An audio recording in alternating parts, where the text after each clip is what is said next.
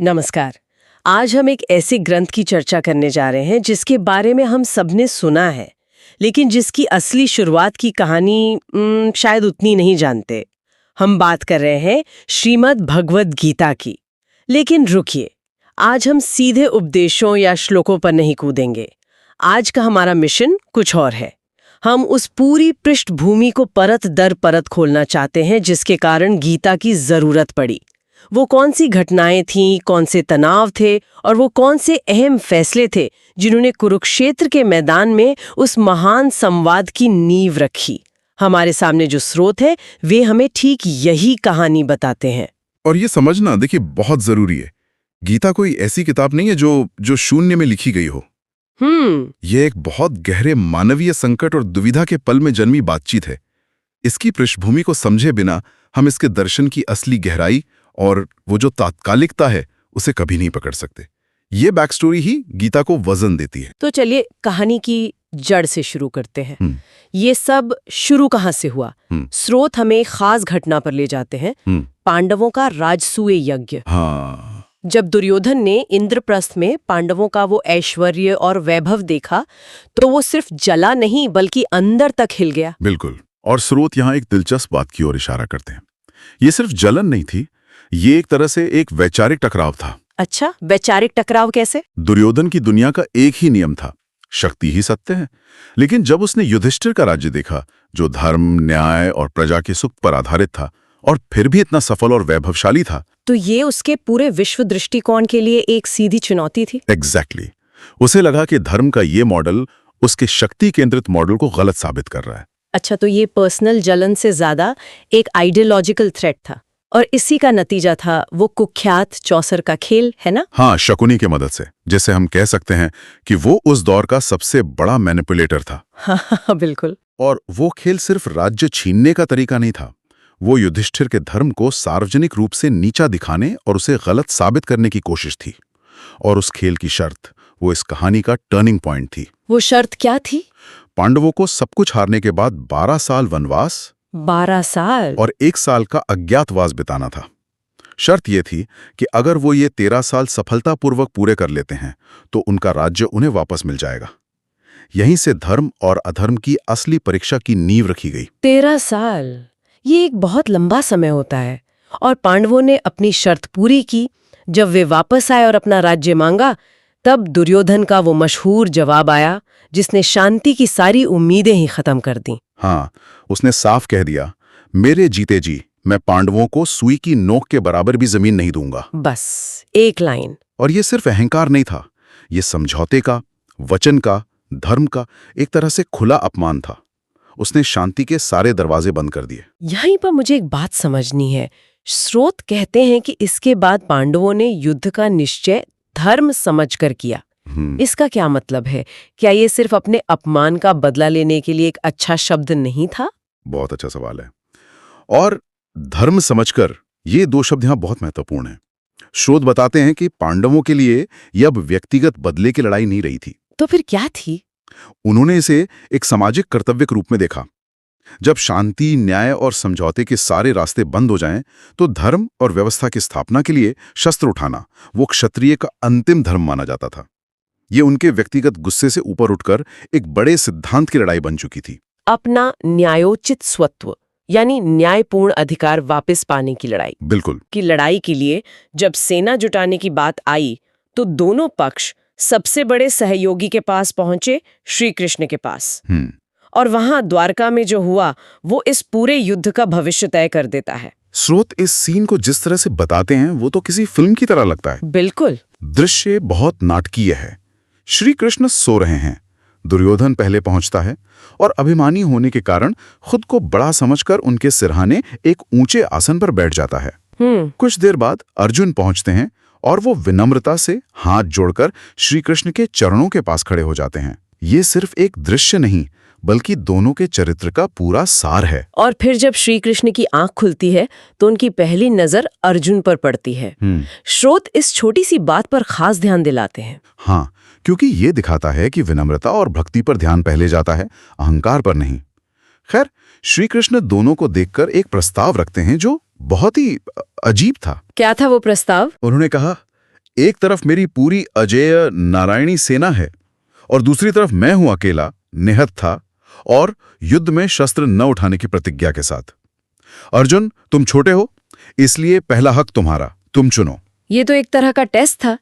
एक तरफ दुनिया की सबसे ताकतवर सेना और दूसरी तरफ सिर्फ एक निहत्थे सलाहकार। सही कहा। और अर्जुन ने चुना निहत्थे श्री कृष्ण को।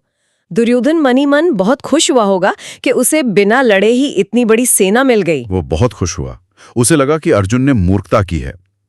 लेकिन यहीं पर मूल्यों का सबसे बड़ा टकराव दिखता है। कैसे? दुर्योधन के लिए शक्ति का मतलब था संख्या, भौतिक बल यानी सेना। उसका नजरिया पूरी तरह से मटेरियलिस्टिक था। वहीं अर्जुन के लिए शक्ति का अर्थ था दिव्य मार्गदर्शन, विवेक और सही दिशा, यानी श्री कृष्ण। लेकिन एक मिनट, अगर हम इसे आज के नजरिए से देखें तो क्या दुर्योधन का फैसला ज्यादा प्रैक्टिकल और लॉजिकल नहीं था?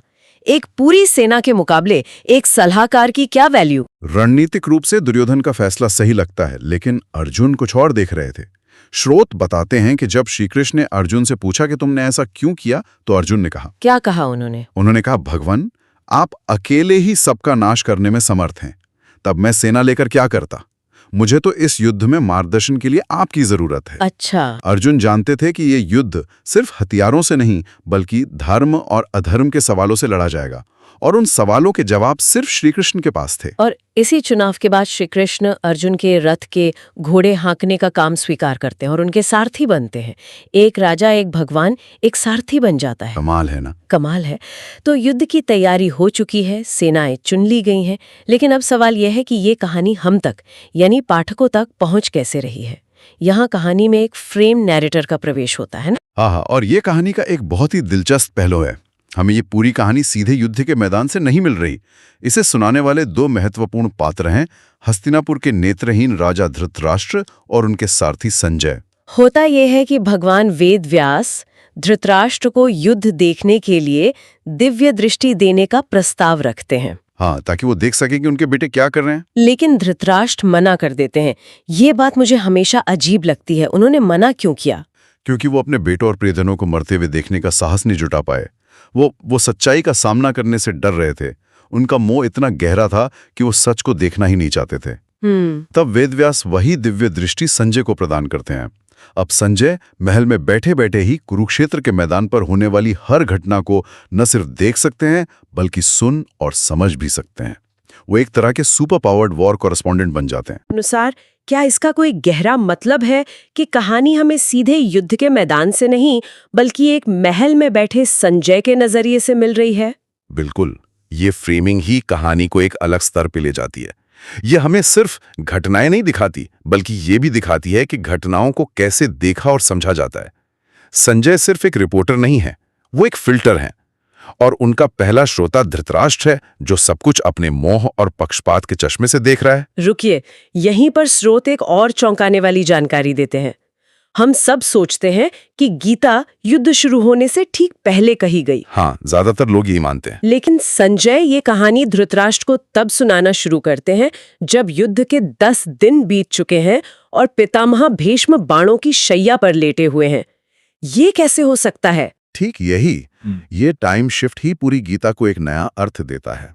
जब संजय धृतराष्ट्र को भीष्म के गिरने की खबर देते हैं तो धृतराष्ट्र टूट जाते हैं, और तब वो संजय से कहते हैं कि मुझे शुरू से बताओ, सब कुछ विस्तार से बताओ कि मैदान में क्या हुआ। तो गीता का उपदेश एक तरह का फ्लैशबैक है। हाँ, ये एक विश्लेषण है जो एक बड़ी त्रासदी होने के बाद किया जा रहा है। वाह, इसका मतलब है कि ये सिर्फ एक उपदेश नहीं बल्कि एक ऐसी घटना का स्मरण है जिसने पहले ही एक महान योद्धा को गिरा दिया है। इससे तो पूरा माहौल ही बदल जाता है। बिल्कुल। तो चलिए अब उस क्षण पर आते हैं जहां ये सब कुछ आकर मिलता है। दोनों सेनाएं कुरुक्षेत्र में आमने सामने खड़ी हैं और धृतराष्ट्र संजय से गीता का पहला प्रश्न पूछते हैं। हाँ, और इसी प्रश्न से सब आरंभ होता है। धृतराष्ट्र पूछते हैं, धर्मक्षेत्रे कुरुक्षेत्रे समवेता युयुत्सव मामकाः पांडवाश्चैव किम अकुर्वत संजय। इस एक श्लोक में बहुत कुछ छिपा है ना? बहुत कुछ। सबसे पहले तो धर्म क्षेत्र कुरुक्षेत्र को धर्म क्षेत्र क्यों कहा गया? क्योंकि ये सिर्फ एक जमीन का टुकड़ा नहीं था, इसे एक ऐसी भूमि माना जाता था जहां किए गए कर्मों का फल तुरंत और स्पष्ट रूप से मिलता था। यह एक नैतिक और आध्यात्मिक रणभूमि थी, एक टेस्टिंग ग्राउंड। जहां हर किसी के धर्म की परीक्षा होनी थी। सही कहा। और धृतराष्ट्र ये जानते थे। उनके मन में कहीं ना कहीं डर था कि कहीं इस पवित्र भूमि के प्रभाव में आकर उनके बेटों का मन ना बदल जाए। और दूसरी बात जो मुझे हमेशा खटकती है वो है उनके शब्द मामका पांडवाश्चैव, यानी मेरे और पांडु के पुत्र। उन्होंने कौरव और पांडव नहीं कहा, उन्होंने सीधे सीधे बंटवारा कर दिया। आपने बिल्कुल सही नस पकड़ी है। इस प्रश्न में ही पूरे संघर्ष का सार और उसकी जड़ छिपी है।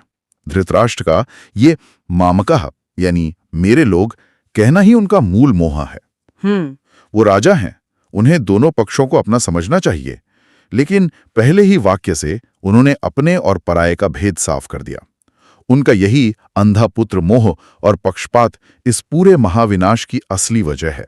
सवाल पूछने के तरीके से ही पता चल जाता है कि पूछने वाला कितना पक्षपाती है। बिल्कुल। और इस पक्षपात भरे सवाल के जवाब में संजय वर्णन शुरू करते हैं। और दिलचस्प बात यह है कि वो अर्जुन या कृष्ण से शुरू नहीं करते। नहीं, वो बताते हैं कि राजा दुर्योधन ने पांडवों की सेना को देखकर अपने गुरु द्रोणाचार्य के पास जाकर कुछ वचन कहें।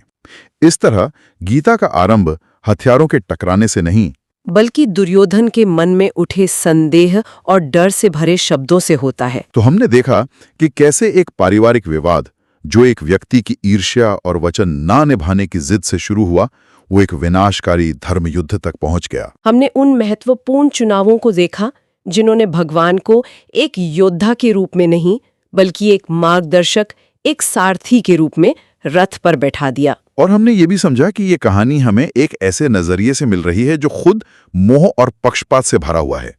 मंच अब पूरी तरह से तैयार है, सेनाएं आमने सामने हैं, दुर्योधन के शब्द हवा में गूंज रहे हैं और अब वो क्षण आने वाला है जब अर्जुन अपने ही परिवार को सामने देखकर अपने गांडीव को नीचे रख देंगे। पहला अध्याय, जिसका नाम ही अर्जुन विषाद योग है, यानी अर्जुन के शोक का योग, अब शुरू होने वाला है। जाते जाते एक विचार। गीता का पूरा ज्ञान एक नेत्रहीन राजा के पक्षपात भरे प्रश्न से शुरू होता है, जिसे एक दिव्य दृष्टि वाला कथावाचक सुना रहा है। और ये उस युद्ध के बारे में है जो 10 दिन पहले ही शुरू हो चुका है और एक बड़ी तबाही ला चुका है। ये हमें दृष्टिकोण, समय और कथा कहने की कला के बारे में क्या सिखाता है कि इतना गहरा ज्ञान एक फ्लैशबैक के रूप में उस व्यक्ति को सुनाया जा रहा है जिसका अंधा लगाव ही शायद इस पूरे युद्ध का मूल कारण था। इस पर सोचिएगा।